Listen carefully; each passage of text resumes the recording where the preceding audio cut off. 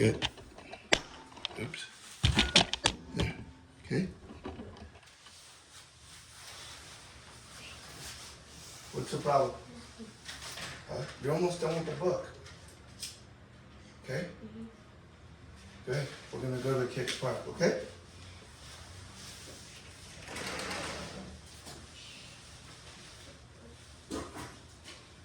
When you get your head in there like that, you're ruining your eyesight, okay? Come on, have a better attitude, all right? I have to finish some things up, all right? Yeah.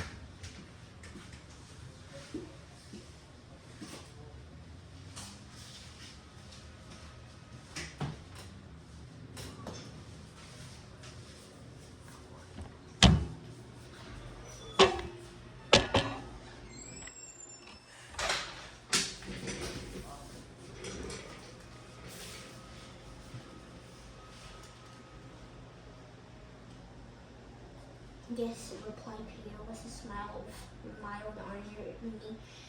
Now habitual to him, they even tell me wonders I myself never dreamed of. Maria invited me to her house, and she kept telling me what had happened or ought to have happened to me.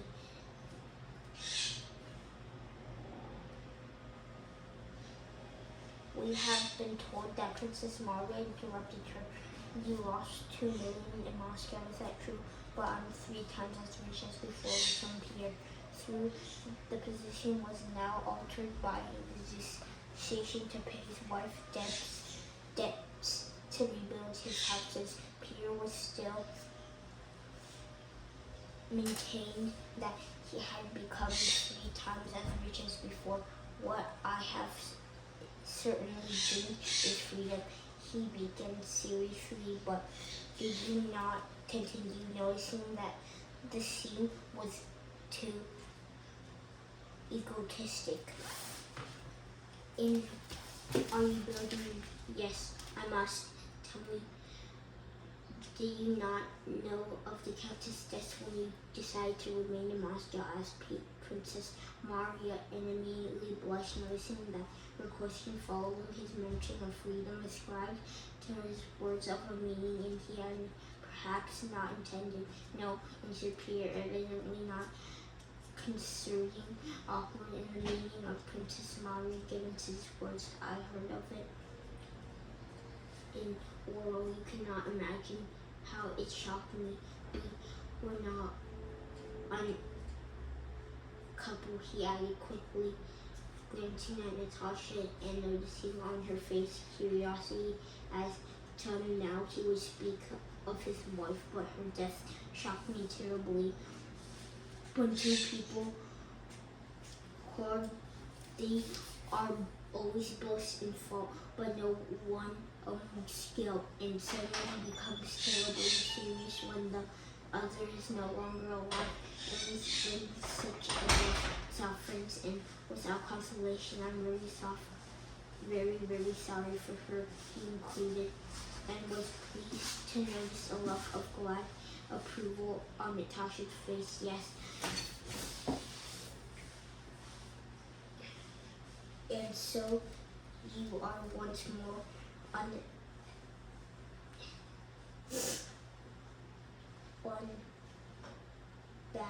bachelor, said Princess Maria. Pierre suddenly flushed crimson for a long time and tried to not look at Natasha when he rested against the way her. It was cold, stern, and contemptuous. And did you really see and speak to Napoleon as we have been told, said Princess Maria. Pierre laughed. Not at once. Everybody seems to imagine that be taken prisoners means Napoleon's guest. Not only did I ever see him, but I heard nothing about him. I was in much lover company. Supper was over, and Pierre, who had first declined to speak about his captivity, was gradually led on to do so. But it's true that you remained in Moscow to kill Napoleon, asked Natasha.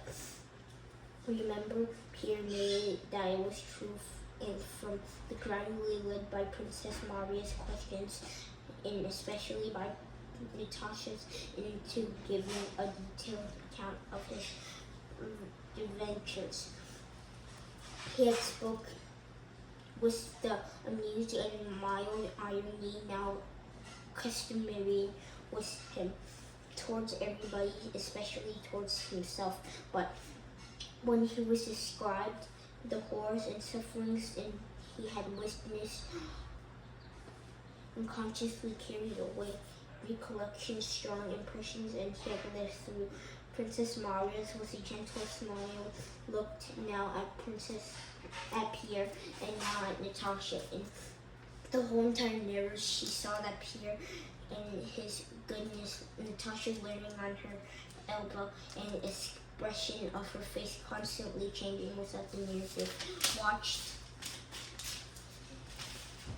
Pierre with an intention and never wondered, evidently herself experiencing all that he described, not only looked for the explanations, but the brief of questions she showed Princess Maria, and she stood what he wished to convey. It was clear that she considered not what he said, but also what he wished to, but could not express in words. The account Pierre gave the incident with the child slightly changed and abandoned, summoning the flames, or a woman was snatched out before my eyes. There were women who had their things snatched off and their earrings torn out. He flushed and grew confused, and the patrol arrived, and all the men who were not looting, that is, were arrested, and I among them. He told of his adventures that he had never yet recalled them, but he now, as it was all to a new meaning, and in all he had gone through, now that he was telling it, or saw a new meaning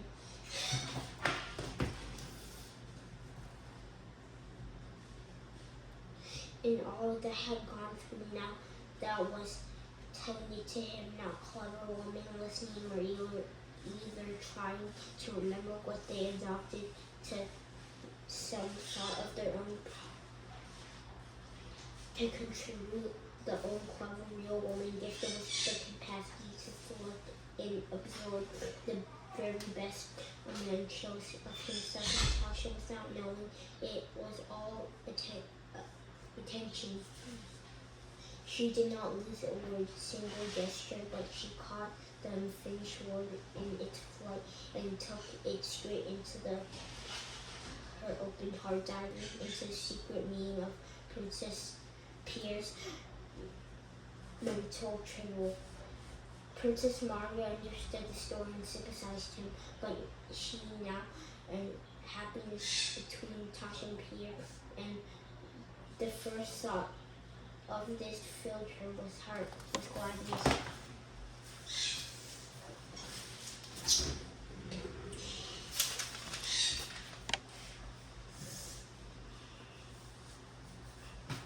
Do you know, Maria? Natasha suddenly said with a mischievous smile, such as Princess Maria had not seen on her face for a long time, as she somehow grown so clean, smooth, and fresh, as he had just came out of the Russian bath. Do you understand? Out of mortal bath, isn't it true? Yes, replied Princess Maria. He has greatly improved with short coat and his hair cropped just as if he had come home straight from the bath. Papa used to understand why he, Prince Andrew, liked no one so much as him, said Princess Maria.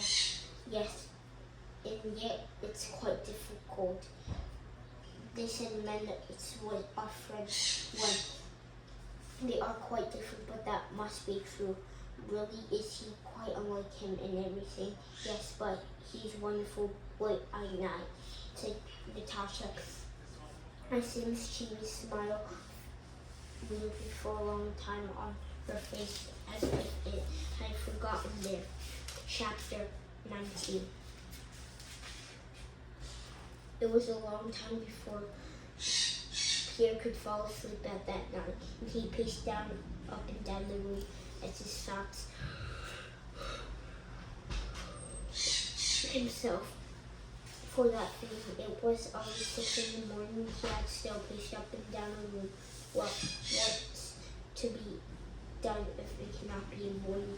What's to be done? Evidently, it has to be so, he said to himself hastily, and addressing, he got into bed happy and agitated, but free from hesitation or indecision. Strange and impossible as such happiness seems, I must do everything that she and I may be man and wife, he told himself.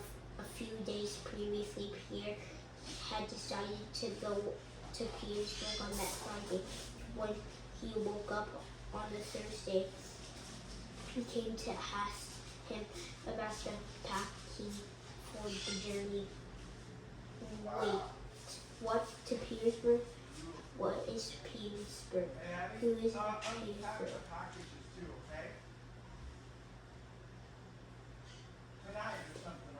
But perhaps I shall know what a fellow he is and how attentive and how he remembers everything he saw, looking at his old face, and what a pleasant smile he has. Well, do you still not wish to accept your freedom? Pierre asked himself. What the good freedom to me is, Your Excellency. We lived under the late count of the kingdom heaven to be is, and we have lived under you too, without ever being wondered. And what about your children? The children will live just the same with matters one can live. But what about the heirs? Said Pierre. Supposing I suddenly marry, it might happen in an involuntary smile.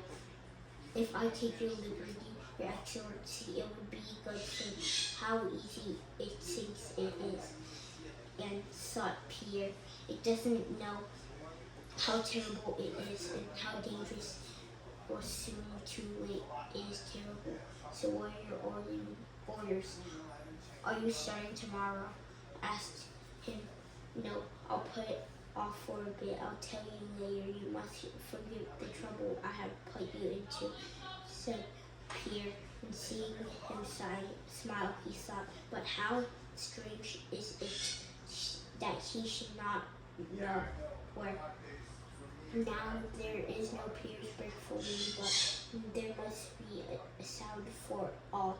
But probably he knows well enough and only pretending. Shall I have a talk with him and see what he thinks? Pierre reflected. No, another time. At breakfast, Pierre told the princess with his cousin that he'd been to see Princess Maria the day before they had married. What do you think? Natasha was Stover. The princess seemed to see nothing extraordinary in that. Then if he had seen Anna totally curvy. Do you know him? Asked Pierre. I've seen him, she replied. I heard that they were arranging a match for him with the young Rostov. It will be a really good thing for the Rostovs. They are said to be utterly ruined. No. Do you know Natasha Rostova? I heard about the affair of her time. It was a great pity. No, she either doesn't understand or is pretending. Thought Pierre. Better not say anything either. Such trouble now. And actually, he is honest to take the bribes. What nonsense. Besides, why should he take bribes? That's why he was brought up, and everybody does it. But what kind of pleasant face and how he smiles as looks at me. Pierre went to the princess and to the dinner table. He drove up and down the streets, past the houses, and head blown down. He was surprised by the beauty of the lawns and the picture places of the chimney stacks and timbered down the walls and burnt out the corners of the town, sketching out and concealing one in another, reminding him of the Colosseum.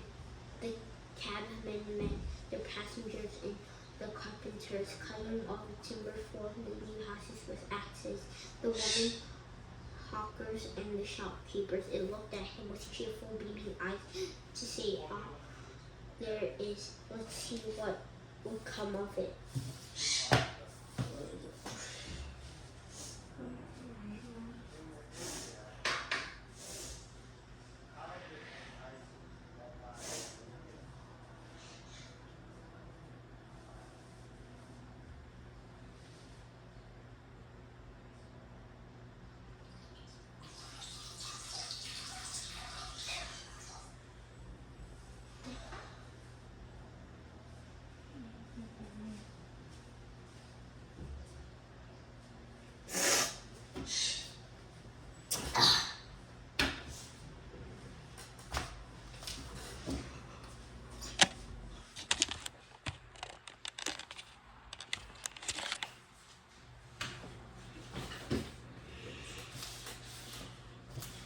Natasha gave him her hand and went out. Princess Marja, on the other hand, insisted of going away, sank into the armchair, and she looked sternly and intensely at him with deep, reddened eyes.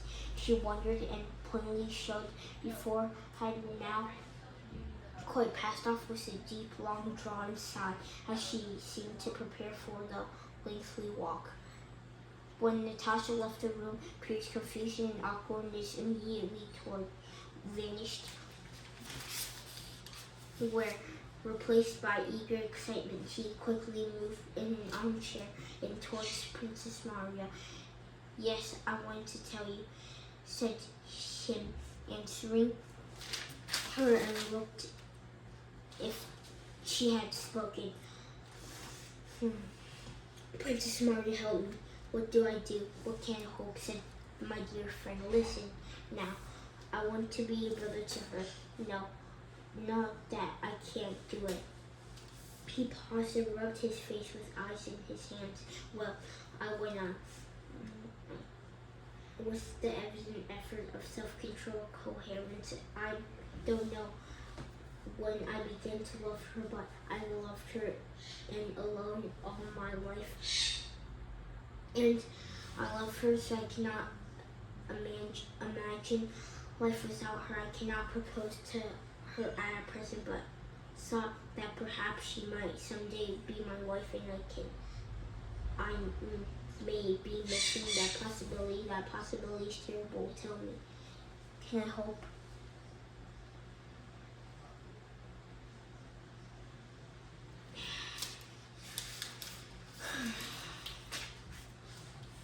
Chapter 19.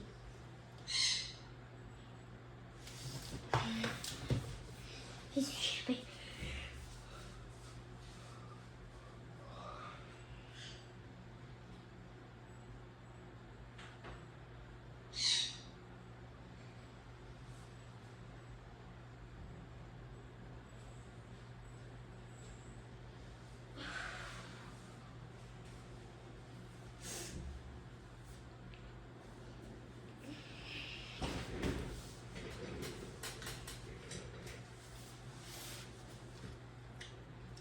Had spoken or sing. Oh, why did I not say that? Whenever he made me say J on our country, he repeated in the imagination every word that he or Natasha had spoken, and pictured every detail of her face and smiled. He had not when Natasha had spoken the picture of every detail, the face and smiled and wished to diminish everything, but only to repeat it again and again. Do not shower for the bout as mind whether what he had undertaken was right or wrong. Only one terrible doubt sometimes crossed his mind. Wasn't it all right or wrong? Wasn't it a dream? Isn't Princess Mom mistaken? I'm not too concerned and self-confident. I believe all this insanely Princess Mario will tell her, and she will be sure to smile and say, how strange. He must be decreeing himself. Doesn't he know that is a man, just a man, meanwhile I am somebody altogether different and higher. The only doubt that often tumbling appeared, and he did not make any plans. The happiness before him appeared so inconceivably that if only he could attain it, it would be the end of all things. Everything ended with that. A joyful, unexpected fancy of which he had thought himself as incapable processed him.